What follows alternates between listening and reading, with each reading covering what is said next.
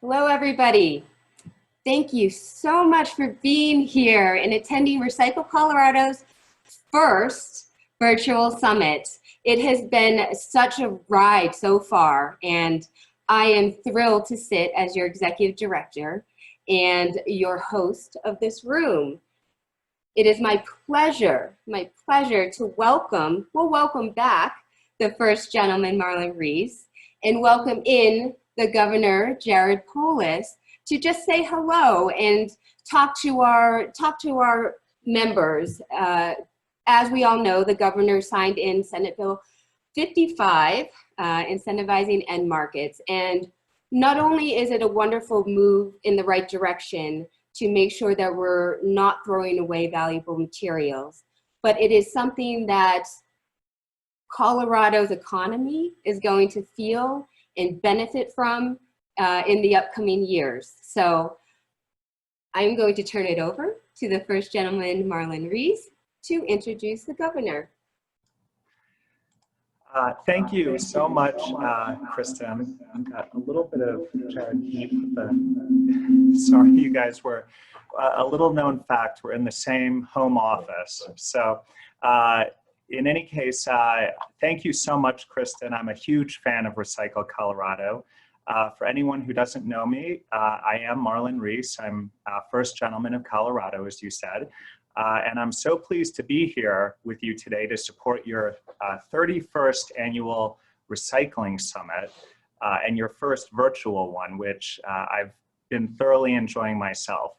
And today I have the honor of introducing the governor of Colorado, Jared Polis.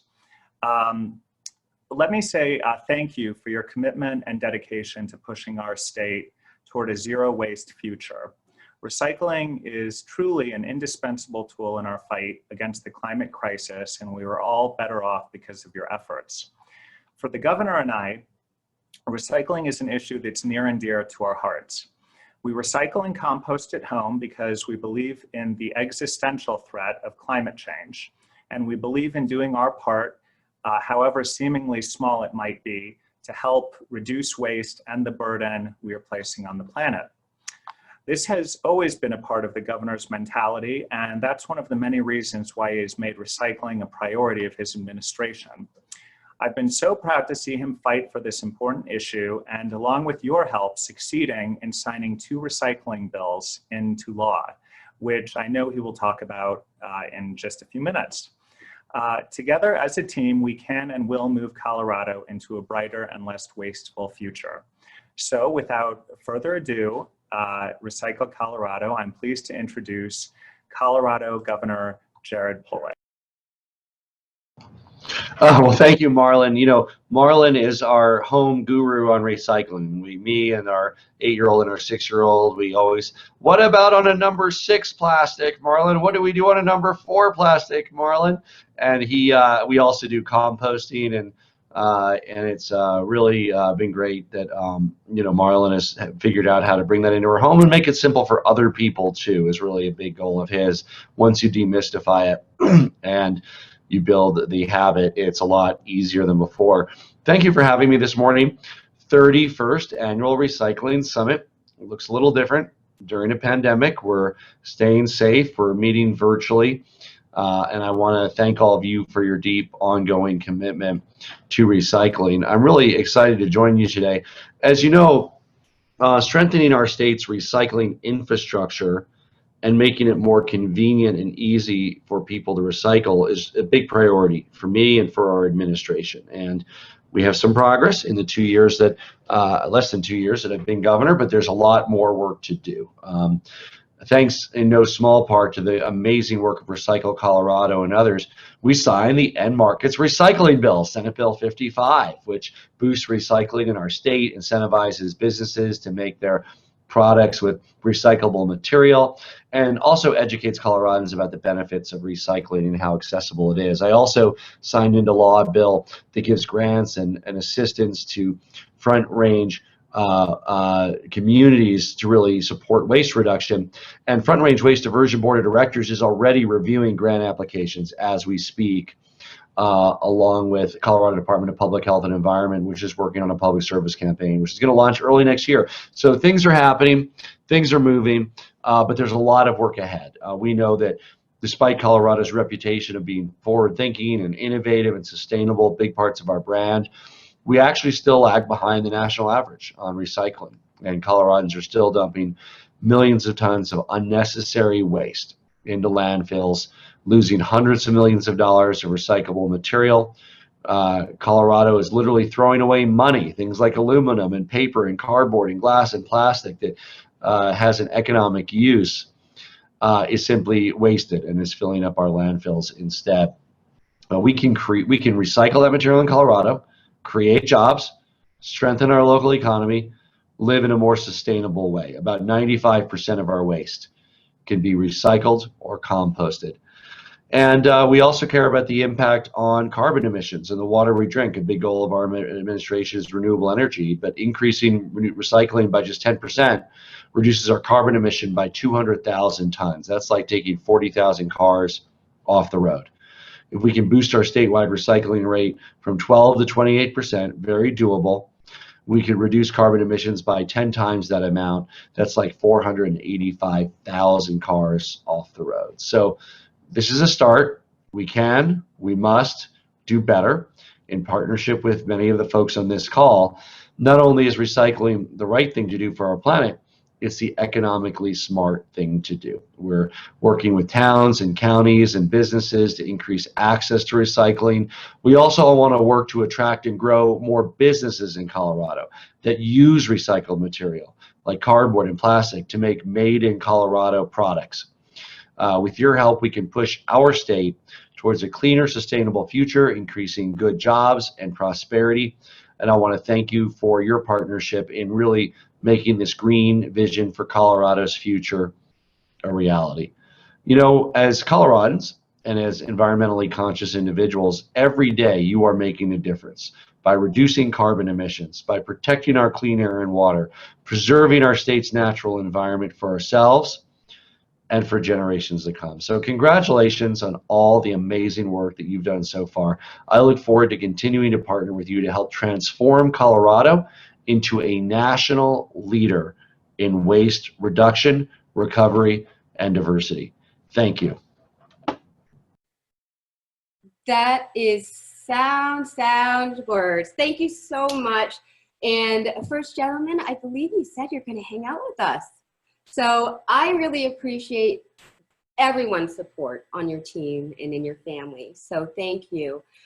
We are going to have a little interlude because we have some very exciting news. We have our 2020 Recycling Award winners that I get to announce to you. So I'm going to share my screen and show you everybody who has won.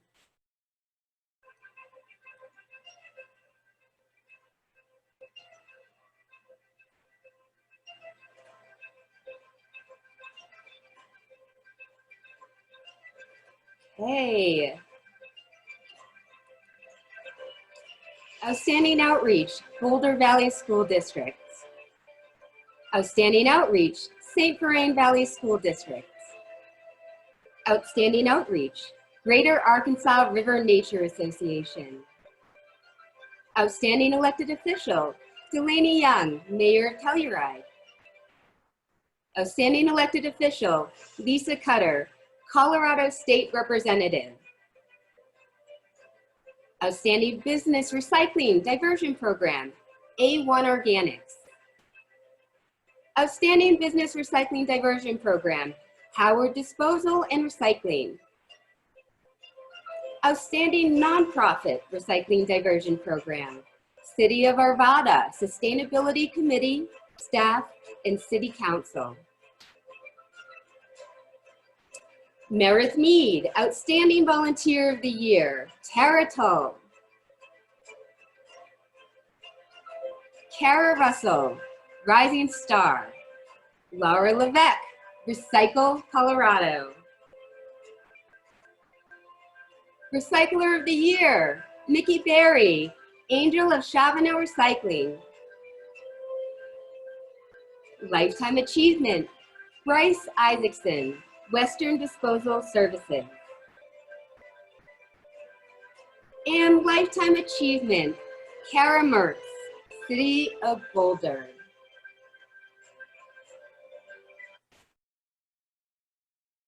Okay, guys. Well, I've got to say we are so very proud of all of the winners. And it is really a whirlwind of a year, but we are not stopping. And I am so proud of everybody. So thank you all for participating. And now I get to introduce another leader.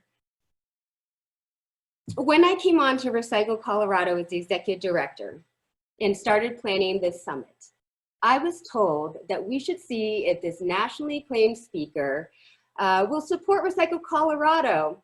She's someone who's dynamic and a true steward of the industry. And I was like, all right, let me see what I can do. And guess what? Our members were not wrong. Moreover, I have had the pleasure to get to know Suzanne. She is an observer, a thinker, and an analytic who pushes insight and progress. Suzanne takes in the constant feed of information that swirls around us, and as it develops, she turns it into building blocks for strategic action. Suzanne Shelton is the CEO of Shelton Group, the nation's leading marketing communications firm that is entirely focused on sustainability. She will graciously share some of her firm's latest marketing insight and what it means for the recycling industry after what we have been through. We will also conduct a Q&A.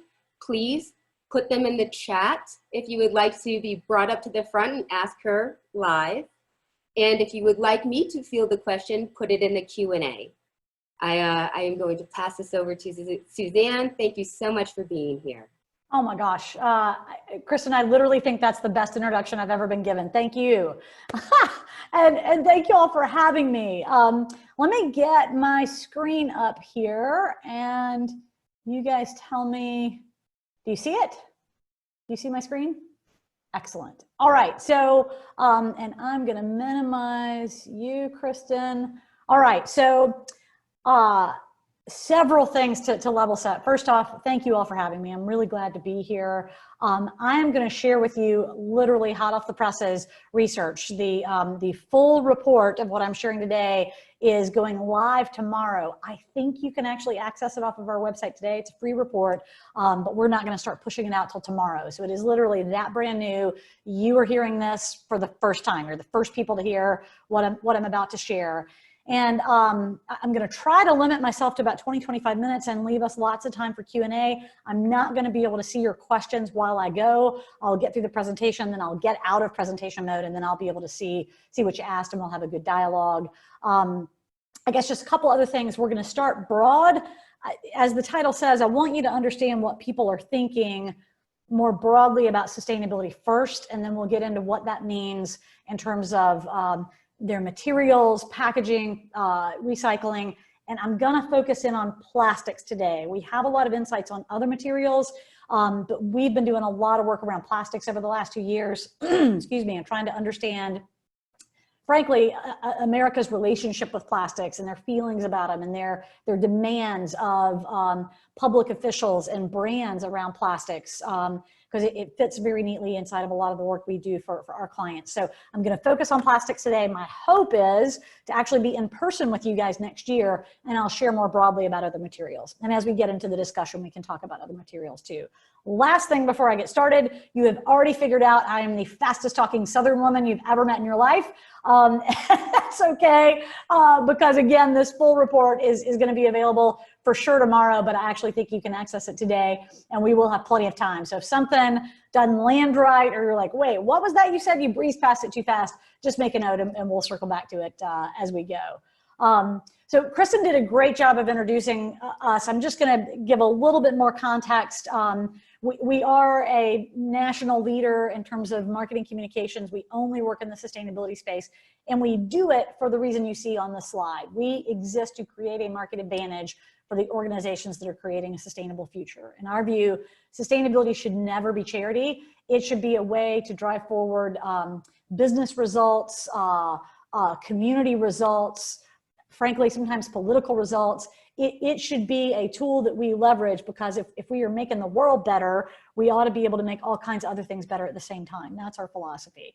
The kinds of companies we work with tend to be really, really large companies, and also some larger NGOs. We're about impact, and so we work inside really large organizations to help them understand how they can gain that market advantage by leading on sustainability, and then helping them take that message to market and help them position their companies and their brands in a way that's favorable as they go to market.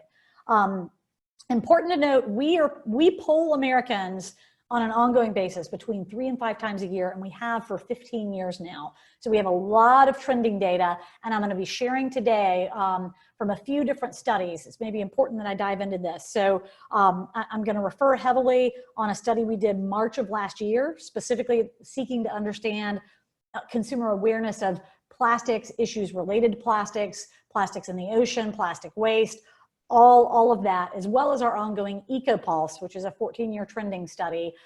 These are studies of 2,000 people nationwide each time. We've got a margin of error of in between 2 and 3%. It's not specific to Colorado, though. You guys should know that. This is national data. So I'll be pulling largely from a study we fielded last March, as well as luck would have it, we fielded a study specifically around recycling behaviors and attitudes March of this year, like beginning of March. So right as things were starting to close down in America, we fielded a study, and then we went back in the field in late May and asked some of our standard EcoPulse questions, as well as some of our plastics and recycling questions in the midst of the pandemic, because we wanted to see how things changed. And oh my goodness, they have changed a lot. So that's what I'm going to be sharing with you today. The hope is that you take these insights, much as we do here at Shelton Group, and you use them to build the right marketing strategies that ultimately build your brand, shift perceptions, and drive sales, and that they will help you create communication campaigns that do the same. All right, so with all that preamble, let's jump right in.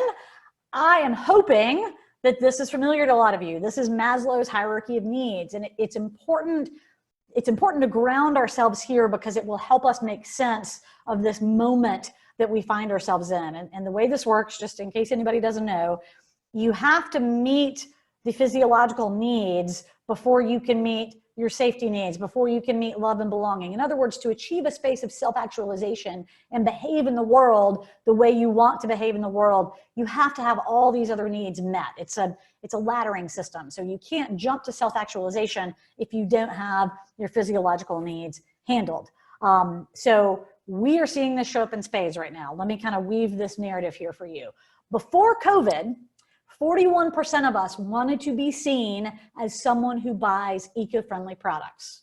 So that's a really important way of languaging that question. It's not, hey, do you think green products are good? Hey, do you want to buy green products? Hey, do you think companies should sell green products? No, it's about, how do I want to be seen? How do I want to be judged in the court of public opinion? 41% of us pre-COVID said, I want to be seen as that person that is doing the right thing when it comes to buying greener products. And you know, that's a little bit aspirational, and our aspirations are always ahead of our actions. So what we also found pre-COVID is that 25% of Americans could, unaided, cough up an example of a brand they had purchased because of that brand or the manufacturer behind the brand, because of their environmental record, or a brand they had not purchased because of the manufacturer's environmental record. So 41% of us want to be seen as someone who's buying greener products. 25% of us can give an actual example of when we've exhibited that behavior unaided. All right, so, and we were seeing these numbers track in an upward right direction. We've been asking these questions for about 14 years now, so we've been seeing it track in an upward right direction. Then COVID hit, and where we are today, as of May of this year, is that number has backslid to 33% of us who want to be seen as someone who buys eco-friendly products, and 20% of us who can give an example of when we've actually done that. Y'all, these are 2013 numbers. It's like we've gone from 2020 to 2013 in terms of the social shift that we've been seeing around sustainability. I am really hopeful that it's not permanent. I'm really hopeful it's situational, but you need to know that that's where we are.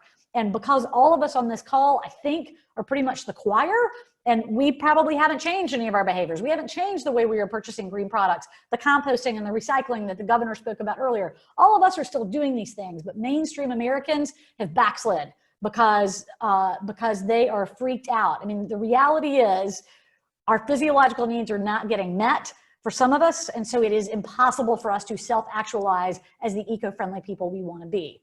And this next data point totally illustrates that. The top of our concern, what we are most worried about, is the bottom of Maslow's pyramid. We are freaked out about the health of the economy and about COVID-19. You see how much more freaked out we are about those things than anything else we test. So we don't have the bottom of the pyramid handled, many of us. And if we don't have the bottom of the pyramid handled, there is nothing you can do to move people forward on buying greener products or recycling more favorably. You need to know this was not the case pre-pandemic. This is one of my best insight slides because it combines where we were in March of last year with where we were early March of this year with where we are as of late May. So prior to COVID, we released a study last year about Americans and plastics, and the headline out of that study was, Americans are more concerned about plastics in the ocean than they are about climate change. And it's not that they're not concerned about climate change, right? But it's that in their minds, plastics in the ocean is a more urgent crisis, a more urgent emergency than climate change. So, wow. All right. So that's the gray bar that you see on the slide. And the blue bar is where were we as of March of this year at the beginning, like COVID was just starting to happen. And most of us didn't really understand what this was going to mean for our lives.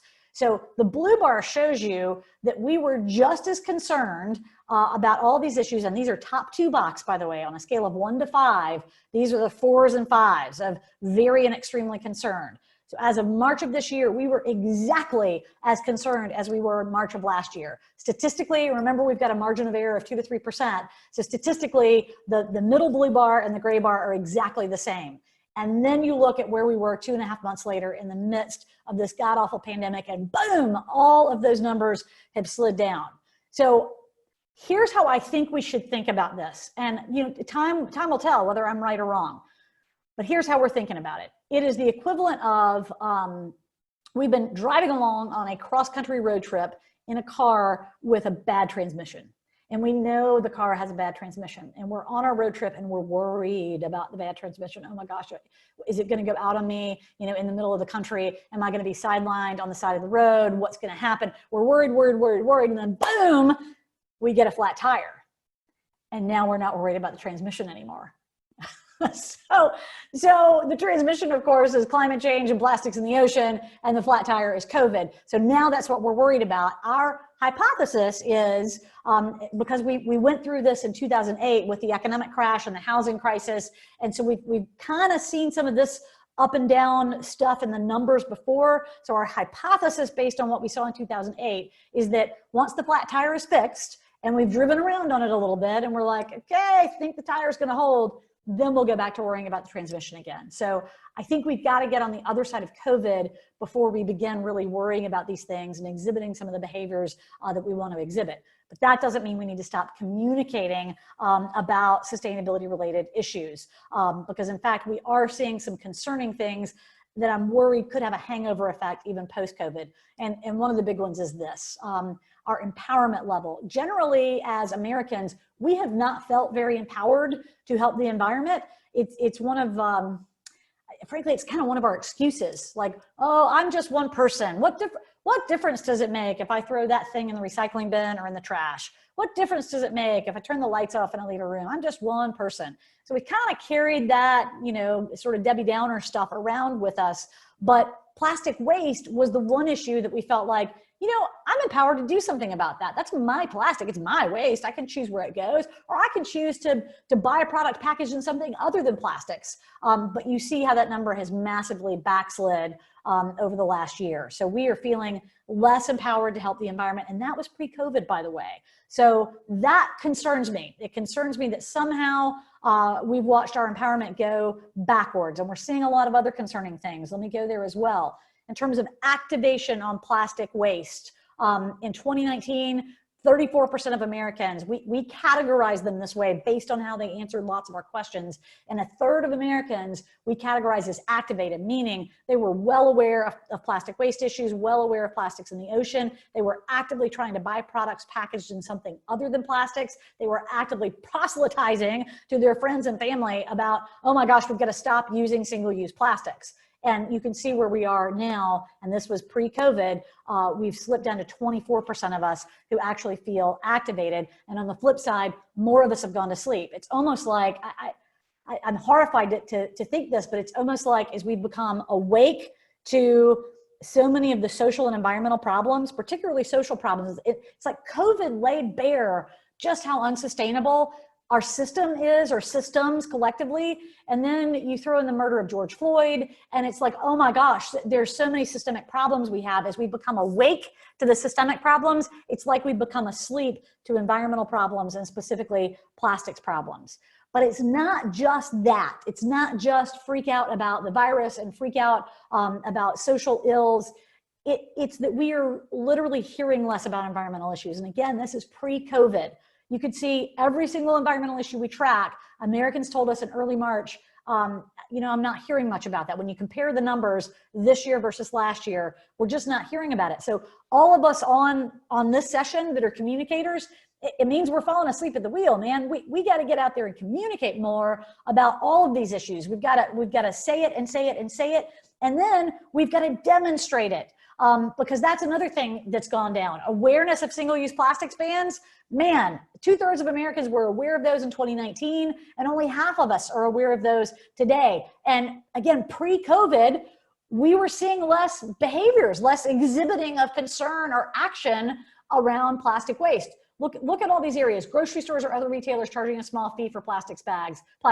Grocery stores or other retailers offering small discounts for using your own bag. Now I know post-COVID, bringing your own bag or bringing a reusable, refillable anything isn't a thing we can do right now, but these are numbers pre-COVID. This was early March. So we were hearing less about environmental issues, and we were seeing less action and hearing less about single-use plastic bans. And there is an absolute correlation between seeing the behavior that you want me to exhibit and hearing about the issues and my ability to take action on it. So my ability to self-actualize as someone who's a champion for the planet, and as someone who is a recycler, and as someone who is bringing my own bags and not even recycling, just reducing and reusing. My ability to self-actualize as a person who reduces and reuses is minimized if I don't see that behavior exhibited by the retailers I visit, the restaurants I visit, and if I don't hear about it on social media and the regular news media.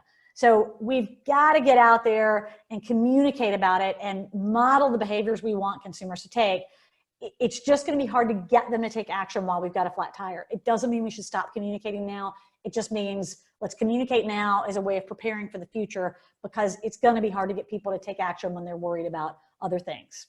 So that's some level setting. I think the real question that you guys might have is, what does this actually mean for recycling in the world that you live in? And you know, some questions that we asked in our study, I want to refer to them here to make sure I get them right.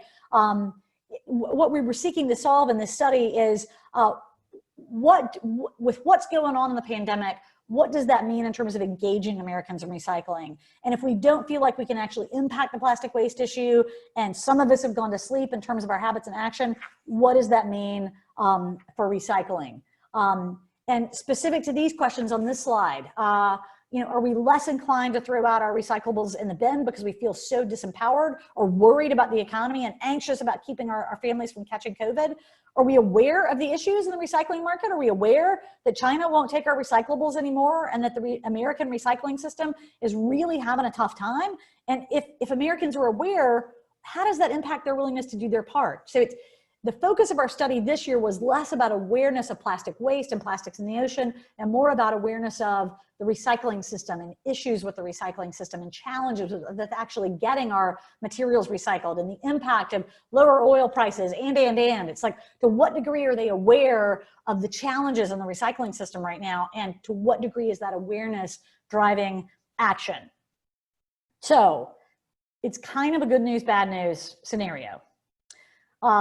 In the good news column, 80% of us agree that recycling is the bare minimum that we can do for the environment, and 76% of us agree that recycling makes us feel better about our purchases. And by the way, you should probably know 72% of Americans say that the way they recycle is via a curbside recycling service. So we're in on recycling, and we should just take a moment to bask in that, really, because this industry has worked its tail off to get people here. We've worked for 30 years to get people to a place where they feel like, I got to recycle. I'm not a good person if I don't recycle. And that's what this data tells us, is they've bought it, they've got it. And we've trained them that, you know what you do is you put your stuff in the blue bin and you roll it to the curb every couple of weeks. Like, that's how we do it. And the vast majority of Americans have gotten the memo. We've bought it, we've internalized it. That is how we are behaving.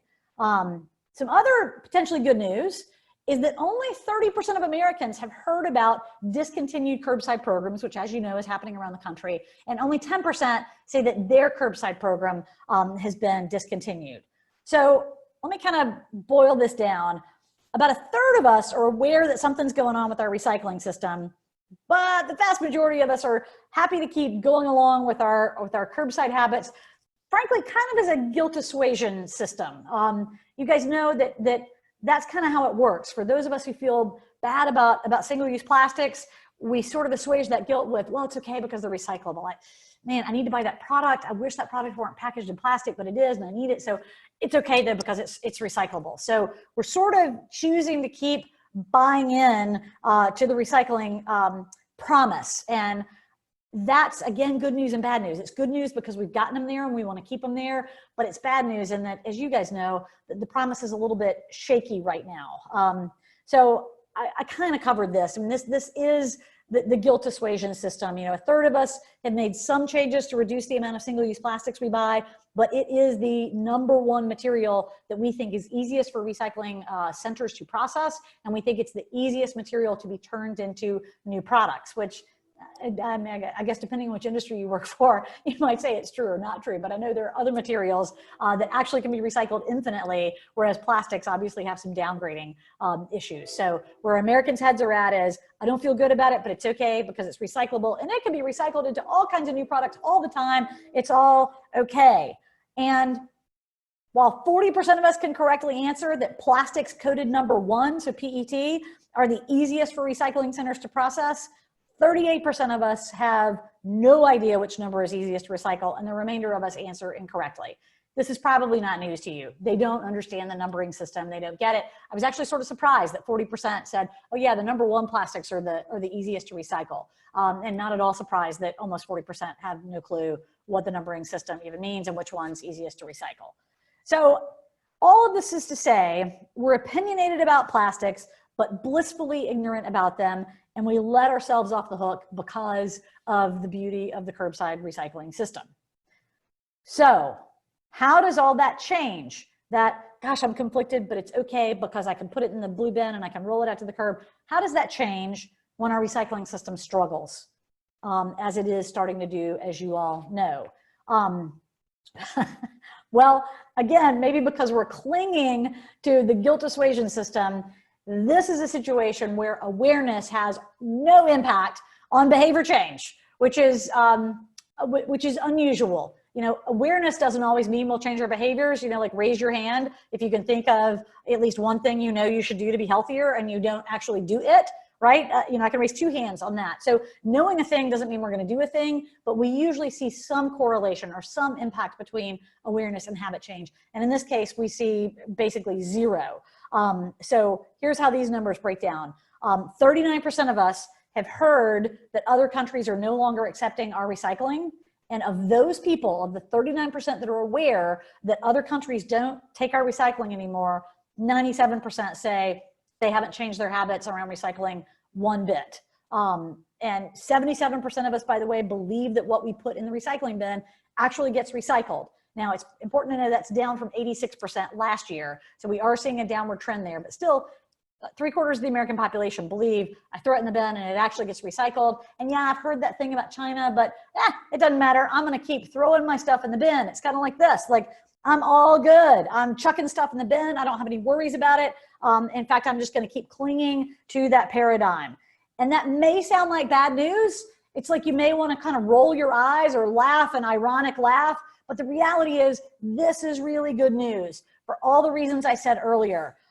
We worked hard to get them to adopt recycling in their lives. We worked hard to get them to learn that behavior, to learn to roll the blue bin to the curb. We worked hard to get them here. So the trick is we've got to actually make it work. We've got to keep the promise of the recycling bin. So we've made them this promise that, look, if you do this right behavior that we want you to do, not only are you a good person, but all that stuff you're throwing in the blue bin actually gets recycled. So that's what's got to happen next. We've got to actually make sure that what's being put in the bin is actually being recycled. And for the love of Pete, we have got to make sure we continue our curbside recycling programs, because what we saw in our study, that 10% who said, yeah, my curbside program got canceled, the 10% who have canceled curbside programs, 56% of those people say they no longer recycle. 56%. So if we cancel the curbside program, we cancel recycling behaviors for over half of Americans. So what do we need to do? All right, well, we've got to keep communicating and demonstrating action on plastic waste. Remember that we're all hearing less about environmental issues. We're noticing fewer bans on plastic waste and fewer actions taken by retailers and restaurants on plastic waste. And that has a direct correlation on our awareness and on our actions. So we've got to keep the steady drumbeat of communication going if we want to bring people along. Then we've got to continue our curbside programs exactly as I just said. So we've got to ensure that the system actually works. We've got to ensure that what gets thrown in the blue bin actually gets recycled. We've got to work on implementing new technologies. You know, mechanical recycling is a great solution for some materials. Speaking again about plastics, we need new technologies related to molecular recycling and chemical recycling that will allow us to keep molecules in play forever and then deliver on that promise of the recycling bin. Now, given that changing technologies, working on infrastructure, that's a heavy lift. That's going to take a lot of people in the value chain working to make it happen, and it might take some time. So while we're working on that, there are a couple things that we need to do. We've got to teach them to look before they toss. Only 22% of Americans actually look at the label on an item to see if it's recyclable before chucking it in the bin. So 78% of us just chuck stuff in the bin, and we never even check the label to see if it's recyclable. That's kind of depressing, quite honestly.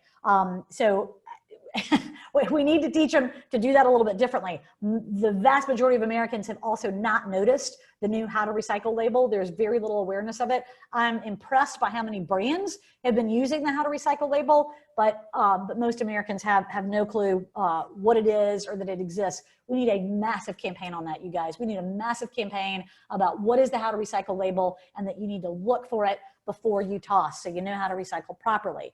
And then the next thing we need to do is teach them what's actually recyclable. I mean, that's kind of back to that earlier point.